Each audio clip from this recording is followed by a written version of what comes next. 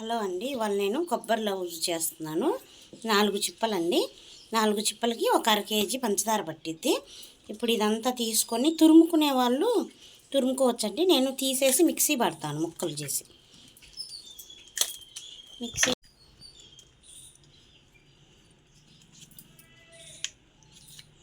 ఇది అది ఉంటుంది కదండి, తురుముకునేది చిప్ప దాంట్లో పెట్టుకొని ఇలా తురుముకోవచ్చు. మా దగ్గర అది లేదు, అందుకని నేను ఇలా తీసి మిక్సీ పడతాను అన్నమాట. నీళ్ళ చుక్క పోసుకోకుండా మిక్సీ పట్టుకోవాలండి.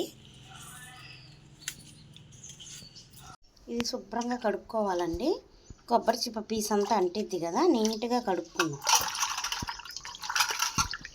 కడుక్కున్నాం కదండి. ఇప్పుడు చిన్న చిన్న ముక్కలు కోసుకోవాలండి. మిక్సీ పట్టుకోవాలంటే కొంచెం కూడా వాటర్ అనేది పోయకూడదండి. పోయకుండా చిన్న చిన్న ముక్కలు చేసి మిక్సీ పట్టుకోవాలి. చాలా టేస్ట్గా ఉంటుందండి కొబ్బరి లౌజు. ఆ వీడియోస్ అన్నీ చూడండి.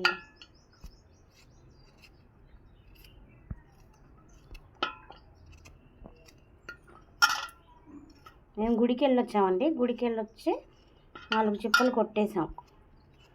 మళ్ళీ చిప్పలు ఉన్నా కూడా పాడైపోతాయి కదా, ఫ్రిడ్జ్లో అయినా పెట్టుకోవచ్చు. కానీ నేను కొబ్బరి లౌజ్ చేస్తున్నాను. బాగుంటుందండి చాలా. ఫ్రిడ్జ్లో పెట్టినా పాడైపోతున్నాయండి. ఉప్పు నూనె రాసి పెడితే ఎలా పెట్టిన కొబ్బరి చిప్ప అలాగే ఉంటుందండి. లేదా ఫ్రిడ్జ్లో కూడా పాడైపోతుంది, నలుపు వచ్చేస్తుంది. డీప్ ఫ్రిడ్జ్లో పెట్టుకుంటే చిప్ప చిప్ప అయ్యి ఊడొచ్చేసిద్ది మొత్తం, వెనక టెంకతో సహా. ముక్కలన్నీ కోసుకున్నాం కదండి. ఇప్పుడు కొంచెం కొంచెం వేసుకొని మిక్సీ పట్టుకోవాలి, లేదా మెదగదండి కొబ్బరి. కొంచెం వేసుకొని మిక్సీ పట్టుకున్నాం. కొబ్బరి ఇలా మిక్సీ పట్టుకున్నాం కదండి. ఇప్పుడు పంచదార వేసుకున్నాం. 1/4 కేజీ పంచదార.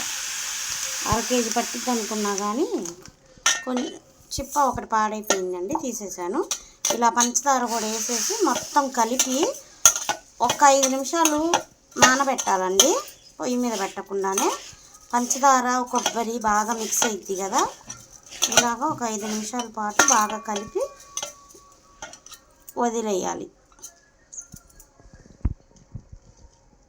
కొంచెం వాటర్ పోసుకోవాలండి, లైట్గా, ఎక్కువ పోసుకోకూడదు. ఒక 2-3 స్పూన్లు వరకే.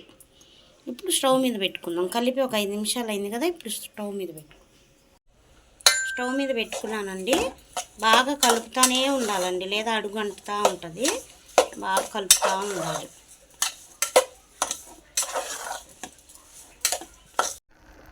చూసారండి, కలర్ కూడా చేంజ్ అయిపోయింది. కింద కూడా అతుక్కోకుండా వస్తుందండి. అప్పుడు ఇది అయిపోయినట్టే, రెడీ అయిపోయినట్టే. కలర్ కూడా చూసారుగా ఎలా చేంజ్ అవుతుందో. కింద అతుక్కోకుండా వస్తుంది చూసారా. ఇప్పుడు నూనె ప్లేట్కి ఆయిల్ కానీ నెయ్యి కానీ రాసుకొని వేసుకోవాలండి. ఇంకొక 5 నిమిషాలు ఇలా కలుపుతూ ఉండాలి.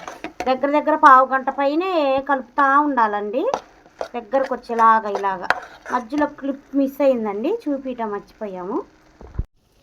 ప్లేట్కి నెయ్యి రాసానండి. ఇప్పుడు ప్లేట్లో తీసుకున్నాం. చూసారా, రెడీ అయిపోయింది.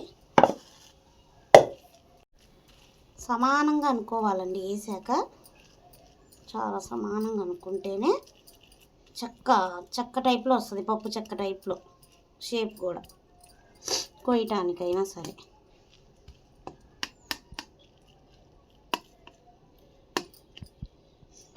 కావాలనుకుంటే వీటి మీద జీడిపప్పులు అవి వేసుకోవచ్చు. నేనేమి వేయను, అసలు ఏమి వేయను. ఇంకా ఎమ్మటనే చేసుకోవాలండి, లేదా పొడి పొడి అయిపోయింది. ప్రాసెస్ అంతా వేసుకొని ఎమ్మటనే ఇట్లా అనుకోవాలి. లేదా చూసారా, ఇట్లా పొడి ఆరిందంటే పొడి అయిపోయిద్దండి. కానీ ఇది రావాలండి, పాకం అనేది రావాలి. అప్పుడే ఇలా అతుక్కుపోయిద్ది. మనం కోసుకోవడానికైనా ఏ షేప్ కాసేపు సరిపోయిద్ది. కాలుతుంది. చూసారండి ఎంత బాగుందో. ఎండబెట్టకుండానే ఆరిపోతుంది, బాగా పాకం వచ్చేసింది.